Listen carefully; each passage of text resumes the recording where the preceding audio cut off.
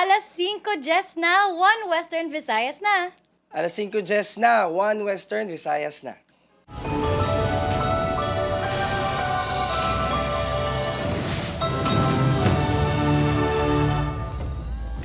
Mga balitang nga aton tutukan subong nga Miyerkules, kapulisan sa Iloilo City nagpahayag nga dako ang posibilidad nga mga estudyante ang may kahimuan sa mga bomb threat.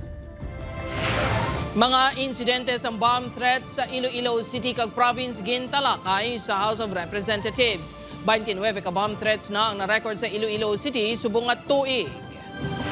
Search and retrieval operation sa mga missing person bangod sa Baguio Tino sa Negros Occidental, ginuntat na. 46 pa ang nagapabilin nga missing. Ginapatian Calavera ang tawo na sapuan sa sulos ang pansyon nga wala pa malubngan sa Ahoy, Iloilo. Balay nasunog sa barangay Tangob, Bacolod City. Masobra 1 million pesos ang danyo. Samtang 2 ka balay nasunog man sa Dumangas, Iloilo. Kag posible pagsaka sa mga insidente sang holiday scam, ginapanghandaan sang kapulisan.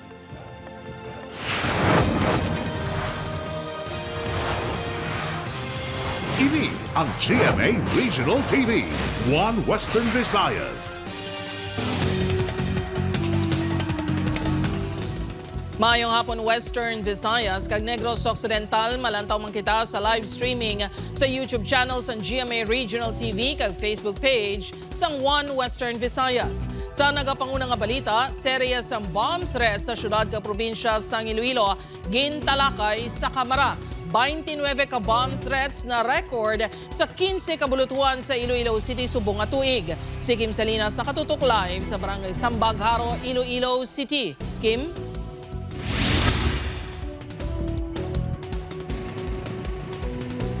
Jert, bangod halos mga bulutuan ang target sa bomb threat diri sa Iloilo City. Dako ang posibilidad suno sa ICPO nga mga estudyante ang sa likod sa mga pagpamahog. Bomb threats are not jokes. They are crimes. Hindi lang po ito nakakapag-antala ng klase, sinisira nito ang tiwala sa ating seguridad at nagpapahirap sa buong komunidad. Ini ang mabaskog nga mensahe ni Iloilo 1st District Representative Janet Garin sa iya privilege speech sa House of Representatives kahapon. Bangod sang huol sini ilabi na sa sektor sang edukasyon, nagapanawagan si Garin sa otoridad nga gilayon matumod ang responsable sa mga pagpamahog. Seryoso man nga ginatutukan sang gobernador sang probinsya sang Iloilo ang ining ang mga pamahog. Seryoso na siyang bagay kung may mga naiikitas yun.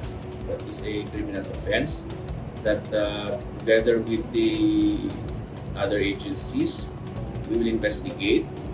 Pag yung natin nga, mayo gidya ang pagkuha sa ebidensya kag pagtasta.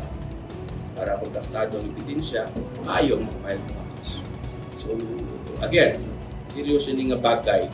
And we will pursue this para nga hindi na ni magsige. Humalin kagabi tubtob subong adlaw. 5 kabulutuan sa Iloilo, Antique kag Guimaras ang nakabaton sa bomb threats. Ini ang ginalakipan sang Iloilo National High School, St. Robert's International Academy, WVSU Lambunaw Campus, University of Antique, kag Remedios E. Vilches National High School. 29 na ka mga bomb threats ang nabaton sa 15 ka mga kolehiyo kag high school sa Iloilo City subong nga tuig. 3 lang ang na-record nga pamahog sang 2024. Suno sa ICPO, ginahimo na ang tanan sa pagtumod sa mga responsable, apang hindi ini madali-dali. Dako man ang posibilidad suno sa ICPO nga mga estudyante ang sa likod sa mga pamahog. We have a historical incident with regards to that nga may ara sa ISAT last year nga nakasuhan tang estudyante. So most probably ang nag-threat subong is mga estudyante. We have also to consider other possibilities. Samtang nagpaandam naman ang NBI 6 sa may kahimuan nga magluwas sa kaso sa paglapas sa PD 1727. Sa diin mahimo magpangatubang sa 5 katuig nga pagkapreso kag 40,000 pesos nga penalidad. Magapangatubang man sila sang mas mabugat nga penalidad sa idalom sang RA 10175 o Consumer Crime Prevention Act of 2012.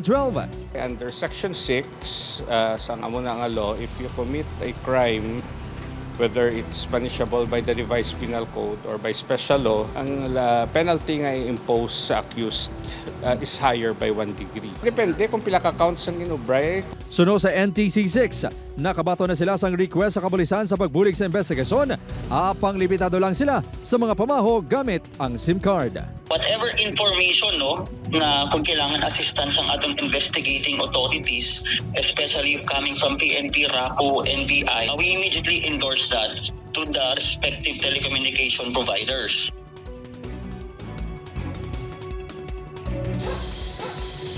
Jert, ginaschedule na lang sa ICPO upod sa EOD-K9 unit ang symposium nga patigayunon sa mga bulutuan diri sa Iloilo City para sa unified nga approach kung may mabaton nga bomb threat kag para malimitahan man ang pagsuspender sang face-to-face classes. Jert? Madam Ogen, salamat sa update, Kim Salinas. Sa iban pang balita, search and retrieval operation sa mga missing matapos naglaslas ang Bagyo Tino, ginuntat na sa Negros Occidental. 69 na ang mga napatay sunod sa PDRRMO. Si Aileen Pedreso nakatutok live sa Bacolod City. Lynn?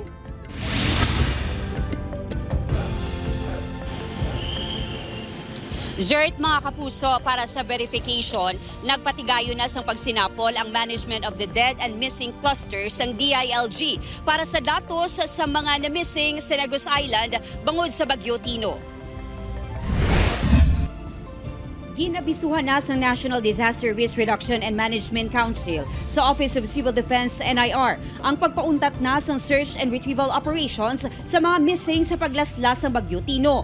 Bangod sini, humalin kahapon November 18, ginmando sa mga katapo sang PNP, BFP kag iban pa nga volunteer groups ang pagpauntat na sa pagpangita sa mga missing. Apang sunod sa OCD NIR, hatagan gihapon sang ligwa ang mga himata sang missing nga mag-request pananglitan luyag nila ipapangita ang ila himata. Diri sa NIR, nag-istorya kami sa cluster head naton ni kay General Dumusmog. Case-to-case basis naton kay kung may mga request pa sa mga ibang nga pamilya na mag-conduct sang search and retrieval. Aminadong OCD NIR nga sa sulod sa masobra duha ka semana nangin pagpanghangkat ang operasyon. Isa sa mga rason amo ang wala pa natapos nga clearing operations ng pila ka LGU nga apektado sang bagyo. Makita man nila nga gin-exhaust nato ng aton means na para pangitaon ng mga ilang missing family members. Although covered man pa ng probable sites para lang para man may, let's say, closure. Sa uli nga datos ng Provincial Disaster Risk Reduction and Management Office, 69 ang casualties sa Bagyo Tino, samtang 46 pa ang missing. Samtang sa Bacolod City, padayon nga nagahulat sang bulig halin sa LGU ang mga apektado sang bagyo. Nagsabit kami sa barangay, ti hasta sa buhay pa man. Financial gidya financial yan nga. Ang mula nang masubo sa aton nga sitwasyon subong kay kun actually ang siling nila ang mabulig ko partial 5,000. Ang totally damaged is 10,000. Nagalaom si John nga madugangan ang baloros ng bulig pinansyal. Bangod kulang kuno ini, ilabi na nga mahal na ang mga materyales. Pinansyal na lang kahit amo man Japon, babakal ka man Japon. Kung may materialis ka, way ka man bakal, way ka man panday, way man Japon, ma'am. Suno sa Bacolod DSSD, nagapadayon pa ang review kag assessment sa master list sa mga benepisyaryo, rason nga atrasado ang pag-release ng bulig. Masobra 42,000 ka mga balay ang nagkalaguba bangod sa bagyo sa datos ng LGU.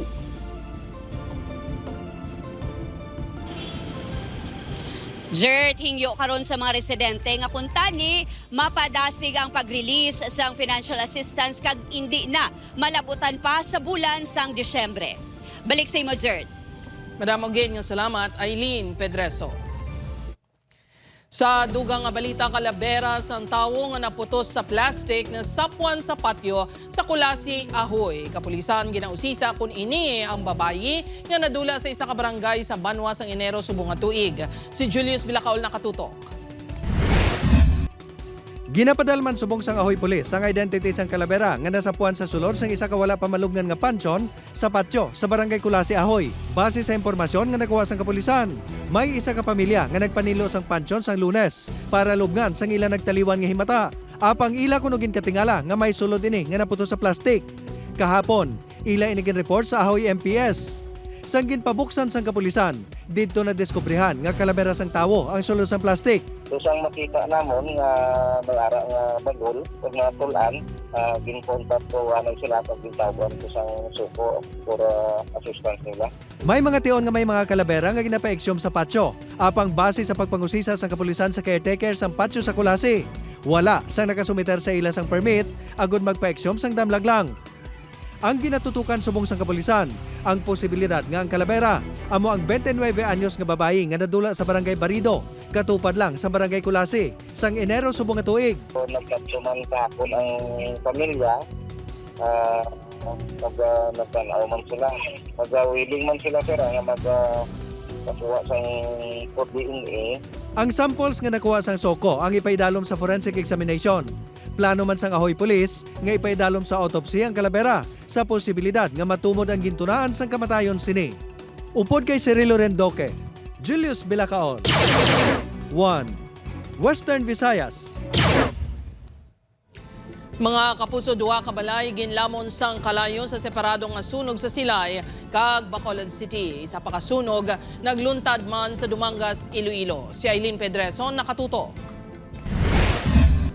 Dako nga porsyon sang balay nga ini ang nasunog sang nakuhaan sang video sa pila ka residente sa Barangay Tangob. Gilayon nga nagresponde ang mga bombero apang naupos gid ang balay nga ginapanag-iyahan ni Jerwin Montaño. Maayo lang kuno, madasig sila nga nakagwa sa ila nga balay. Pag daw naman nakabatsag na kung daw may gahuni. Do hangin man lang. Dugo pamatsigi ko pamati, ang isa ko kaupod sa balay nagsaka sa babaw. Dito yan ang discovery nga kalayo na kagrabe na ang aso. Gintungod sang BFP nga sa ikaduha nga padalgan naghalin ang kalayo.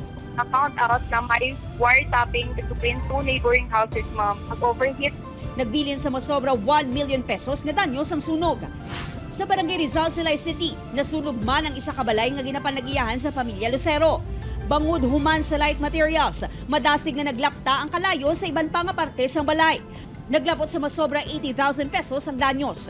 Pag-abot na mo na lahat ng balay na ano lang kayo, din gumay na lang. Mali, ano pa ma'am, under investigation pa.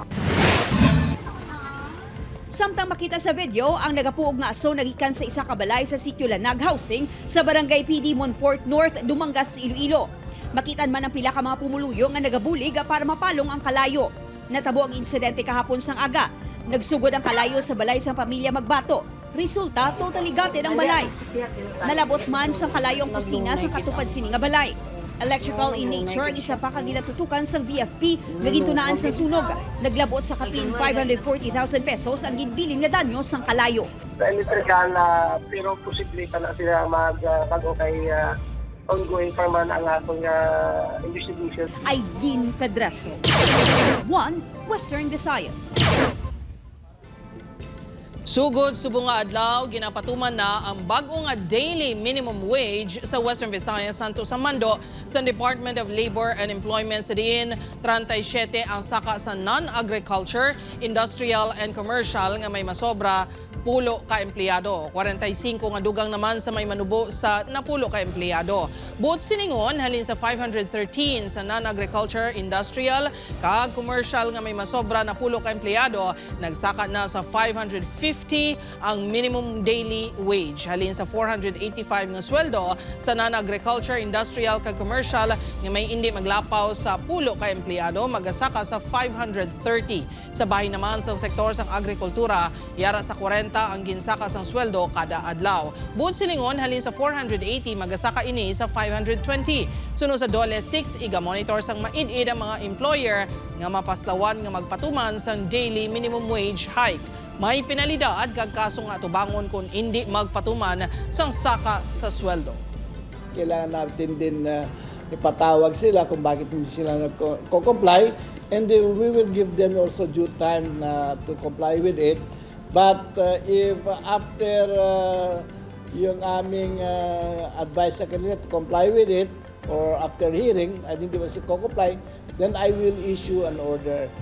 Should they fail to comply with my order, then we will also issue a writ of execution to enforce the law.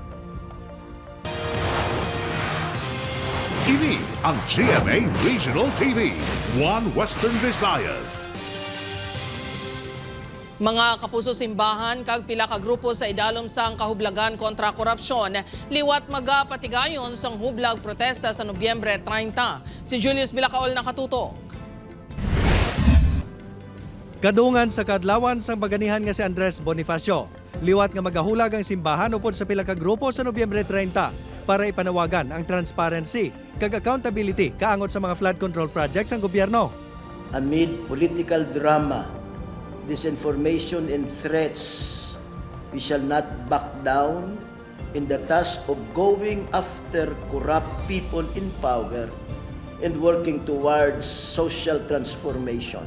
Ang grupo ang nagtingob sa ngalan nga Kahublagan kontra Korupsyon o kon KKK. Ginakanos bo sini nga humalin sa September 21 trillion peso march. Hindi sa gihapon makita ang aksyon kag reforma nga ginpanawagan sang publiko. Sa Nobyembre 30, mas pabaskugon pa sang grupo ang ila panawagan. Kadungan sina pagdemanda sa salapton sa mga dinastiya sa mga Marcos kag Duterte nga ila ginatudlo nga nagpasanyog sa korap nga sistema sang panggobyerno. These dynasties abuse people's funds through the pork barrel system in government projects, confidential and intelligence funds, and unprogrammed appropriations, among others. Nagapanindugan man ang grupo nga tubtub wala sang klaro nga pagbago, magapadayon ang ila paghulag. Hindi kita mag-untag basta makuha ang resulta nga gusto ta. Sangdamlag lang pila ka mga personalidad nga ginalagipan sa mga taga-kongreso kag mga opisyal sang pila ka ahensya sang gobyerno ang ginpasakana sa panumbungon bangod sa mga anomalya sa flood control projects. Upod kay Cirilo Rendoque, Julius Bilacaol, One Western Visayas. Posible pagdata sa pagpang-scam samtang naghihilapit ang holiday season, ginatutukan na sang kapulisan. Publiko ginpahanumdom nga mag-aligmat sa online transactions. Si John Sala nakatutok. Nag-order sang kalo sa isa ka online market platform si Rico sang damlag lang sa balor nga masobra 500 pesos. Excited na kuno ini. Apang sang nag-abot ang iya parcel sa baylo nga kalo, water tumbler nga baratohon ang iya nabaton. Ang bilis itong tubigan to, do 100 plus naman to. Subong ginalantaw ko na yung feedback para sure ball ba lang ang item nga gi-order ko. Amo man mag-abot sa akon. Ang iloy naman kuno ni Eric suki na sa online scam. Halin sa mga alahas, mga gamit sa sulod sang balay kag mga bayo, makapila ka beses na kuno ini nga na scam online. Wala yung ginatanawa na yung quality kag mga ano bla. Feedbacks na kisa apike, kisa lain, kisa laway quality. Subungan naghihilapit ang Pasko, hindi lang Noche Buena, exchange gifts kag Christmas parties ang ginapreparahan. Pati mga scammer, masako man kuno sa pagpangbiktima ilabi na online. Suno sa kapulisan subong nga holiday season, lakip sa mga posibleng magdata ang pagpanunto among online shopping scam, fake delivery scam, call scam, investment scam, loan scam, travel scam, online gambling scam kag pati na ang love scam. I-verify tagid kag i-validate inaanay tanan-tanan and kung nagaduda kita i-report tagid sa authorities. Suno sa Regional Anti-Cybercrime Unit 6 kung daw makatilinga lang isa ka offer online, kinahanglan nga mas maid-id ang pagchekyar antes magtransaksyon. Kinahanglan man suno sa RACU 6 nga may mga official nga resibo. I-preserve na yung mga transaction, no? Mga screenshot, mag-screenshot ka mo. Transaction history kung pwede, no? Sa kagang mga accounts, no? Kung involved man ang mga bangko, so pwede makadala ka mo sa statement of accounts. Sarang mareklamo ang mga scammers sa opisina sang RACU 6 sa Police Regional Office 6. Subong nga holiday season, hindi lang tis the season to be jolly, dapat tis the season to be wais, agud hindi mabiktima. Upod kay Hans Tisherto, John Sala. One Western Visayas. Mga kapuso alkalde sa Banwa sang President Rojas Capiz ginmanduan sang korte nga magpanaog sa pwesto. Alkalde nagpahayag nga wala sang gahom ang korte nga magpahalin sa iya kag ginahikot na ang pag-apilar sini. Si John Sala nakatuto. Ginpapanaog na bilang alkalde sang banwasang President Rojas Capi si Mayor Celeste Esculin. Ini ang sandig sa ginpagawa nga desisyon sang korte may kaangtanan sa co-warranto case nga ginfile batok sa iya. Sandig sa desisyon sang RTC Branch 15 Rojas City, nakitaan nga ineligible na o kung wala nagakabagay ang alkalde sa pagpapili kag disqualify na sa pag-uyat sang among oposisyon. Naibaluan nga nakaserbisyo na ini sang 3 kasunod-sunod nga termino bilang alkalde antes ini nagdaog liwat sa 2025 national and local elections. Apang suno sa alkalde, wala sang gahom ang korte nga magpahalin sa iya bangod hindi pa final and executory ang desisyon sa Regional Trial Court. Dugang sini, mag-aapila ini sa Court of Appeals matapos kinatagan ng Iacampo sang 15 días agud mag-apila. Premature ang ilang pag-file. Dapat nag-file sila kaso ya sa akon ang kuwaranto. June 30, pagkatapos po mag-out of office. Or July 1, hindi ya sang wala pa po ya nakapungko sa akon nga term bilang mayor or incumbency na ako sa 2025 nga eleksyon. Inviolate nila kuya sang incumbency kuya sang 2022 nga term na ako. Di po singon. Klaro nga premature ang pag-file nila. At the same time, wala iya jurisdiction ang court nga magpapanaog sang desisyon kaan papanaugon ako sa pwesto. Nagapati man ang alkalde nga wala sini malapas ang 3-term limit rule sa liwat nga pagpapili sini bilang alkalde. Ginakabig sini nga interrupted ang isa sa 3 sini ka termino bangod sa pagsuspender sa iya sang Office of the Ombudsman sang 90 days bangod sa kaso nga simple misconduct. Wala nato na full term ang aton term limit bilang 3 consecutive term no bilang mayor sa Banwa. Then nag-file kita ya sa ato na COC kay na suspension penalty kita without pay sang ombudsman. Final na discatory kag at the same time punitive ang ilang suspension sa aton. John Sala. 1 Western Visayas. Mga kapuso, malantaw na sa mga sinihan starting November 26 ang KMJS Gabi ng Lagim the Movie.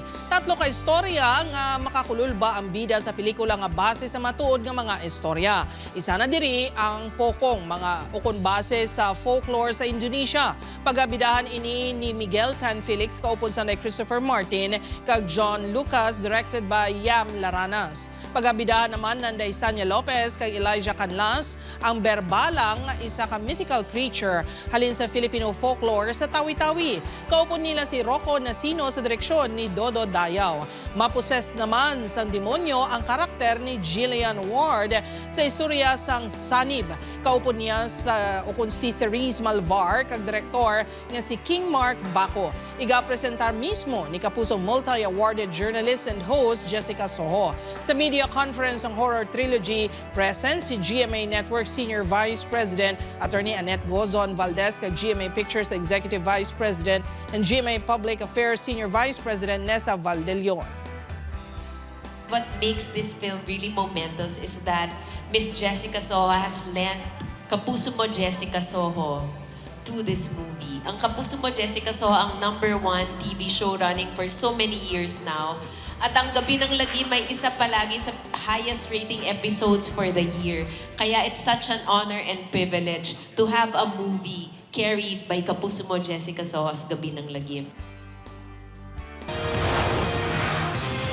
Ini ang GMA Regional TV, 1 Western Visayas. Mga kapuso, maleta nga may nakabutang ang mga tinaga nga maleta ni Zaldico ginbilin sa higad sandalan sa La Paz, Iloilo City. Si John Sala nakatuto. Nagapangkayo sa mga motorsiklo sa guwa sang ila talyer diri sa Barangay Burgos, La Paz, sa Daigons sang matalupang danang isa ka makatilingalang ang maleta. Sa ilang palapitan nagtugas ang kakibot sa ilang nakitaan. May mga tinaga nga maleta ni Zaldico na nakasulat diri. Nagsuspicion mga mibla nga siyempre uso sa mga bamtret ba sir? Muna yun na medyo nakulbaan mga tarang yung nga muna yun yung tanaw sa nga mo barkada nga may hara nakabutang mo to ang nakasulat ang maleta niya na Zaldico. Muna nakakibot mo minsan kag nakulbaan gid. Sino sa Iloilo City Police Station 2 residente sang barangay ang nagbutang sang maleta sa higad sang dalan agud makuha sang garbage collector. Nakibot na lang daw ang tagiya nga pagkahapon dito na may tao nga nagkuha sa basurahan, ginkuha tapos ginbutang dito sa may gilid sa dalan, sa may poste, kag ginbutangan sang amon nga kuan. So ang tagiya sang malita sir no, bali way sa idea kung sino gid ang naghimo sini nga kwan. Sang gitsikiyar sa kapulisan ang unod sang maleta, dito na nadiskubrihan nga mga libro kag basura ang unod sini. Padayon pang investigasyon sa kapulisan kung sino ang nagbutang sang amo nga mga tinaga sa maleta. Upod kay Hasty Sherto, John Sala. 1 Western Visayas. Mga kapuso, madulom kag maginot sa Iloilo Provincial Capital kag sa Casa Real humaling kahapon tubtob subong nga adlaw. Inibangod sang blackout nga nagluntad sa Kapitolyo humalin sang Lunes sang gabi. Ang rason sunod sa Maintenance Department, naglupok ang fuse sa ila substation matapos ini ang ginlatayan sang balabaw padulong sa main breaker. Kahapon ginpangitaan sang taga-Maintenance Department sang igabulos nga fuse apang wala gid sang baligya diri sa Iloilo nga may kasubong nga specs. Nakakuha sila sa contractor nga nag-install man sang equipment sa substation kagin padala ini kay ina sang aga nagikan sa Manila. Wala naman sa naapektuhan nga serbisyo sa provincial government bangod may generator set nga ginakuhaan sang supply para sa mga importante nga hilikoton. Alas 2:30 subong nga hapon, ginpahayag sang Maintenance Department nga nagbalik na ang supply sa bug-os nga Kapitolyo. Ang Kapitolyo ang direkta nga nagakuha sang supply sang kuryente sa National Grid Corporation of the Philippines. Balabaw, naglatay sa iyang fuse, saka to sa main breaker, naglupok. Amo na nag-blow ang fuse. Amo na tayo nag-blackout.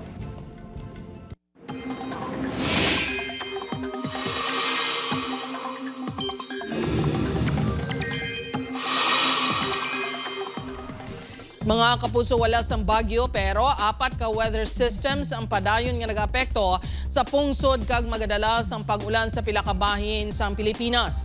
Magluwas sa Intertropical Convergence Zone o kon ITCZ, padayon nga nag-apekto ang amihan kag easterlies, may ara sa gihapon sang shear line. Sa datos sang Metro Weather, posible magaulan sa iban nga bahin sang Western Visayas, kaupod ang Aklan, Antique, Capiz, Iloilo kag Negros Island Region.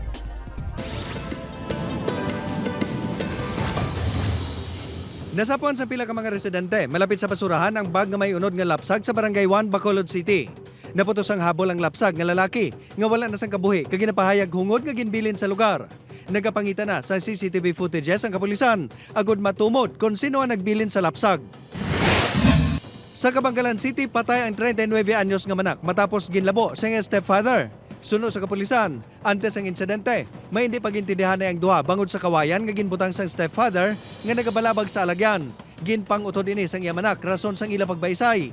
Igo sa liog ang gintunaan sang kamatayon sang biktima. May pilas naman sa ulo ang suspect matapos ini ginlabo man sang biktima. Pilason ng 49 anyos nga amay matapos ginlabo sa Himamaylan City. Ginatudlo suspect ang bata sini nga si Alias Ray, 18 anyos. Suno sa kapulisan, halin sa balay sang ihimata ang amay kag sang Paulina. Ginsugata ini sang iya asawa kag bata. Diri na siya ginlabo sang iya bata gamit ang espading. Pila sa nagkalain-lain nga bahin sang lawas sa naagom sang biktima. Problema sa pamilya ang posibleng motibo sa pagpanglabo.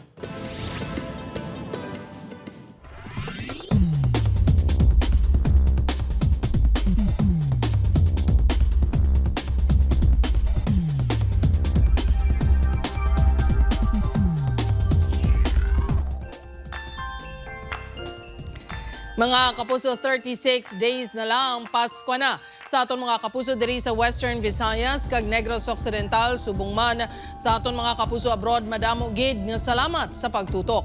Mag-isa kita kagibaloon ang mga balita tungod local news matters. Ako si Gertrude Charlatan, ini ang One Western Visayas, bugos nga puwersa para sa mas dako nga misyon kag mas sangkad nga pagserbisyo sa pungsod.